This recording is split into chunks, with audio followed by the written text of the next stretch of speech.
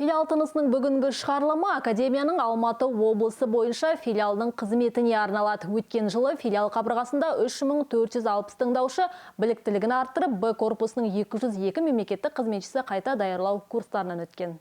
Академияның Алматы облысы бойынша филиалы 2017 жылдың 23 шілдесінде қызметін бастады.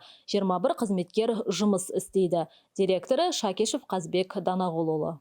Филиал оқытушылары дәрістерді түрлі инновациялық тәсілдерді пайдаланып өткізуге ден қойғаны, сонымен қатар бірнеше бағытта жоба әзірлеп жүзеге асырады. Мәселен, өңірдің мемлекеттік органдарының қызметіне халықаралық стандартқа сәйкес сыбайлас жемқорлыққа қарсы менеджмент жүйесін енгізу, сервистік әкімдік, ауыл жастарының құқықтары мен мүмкіндіктерін кеңейту үшін тұрақты жұмыс істейтін қоғамдық цифрлық платформа құру, арнайы пилоттық жоба бойынша ауыл тұрғындарын жергілікті өзін-өзі басқаруға тартуда шетелдік тәжірибені сынақтан өткізу, облыстың жобалық офисінің қызметіне әдістемелік қызмет көрсету секілді жұмыстар атқарады. Сонымен қатар мемлекеттік қызметшілерді оқытып қана қоймай, қызметкерлері өз білімдерін жетілдіріп келеді. Қазіргі таңда ISO 37001 халықаралық стандартына сәйкес сыбайлас жемқорлыққа қарсы менеджмент жүйесін әзірлеу және енгізу бойынша 2 жетекші маман бар. Олар аталған стандартқа сәйкес ұйымдарда консультациялық қызмет көрсетеді. Филиалдың бүгінгі тыныс тіршілігі осындай.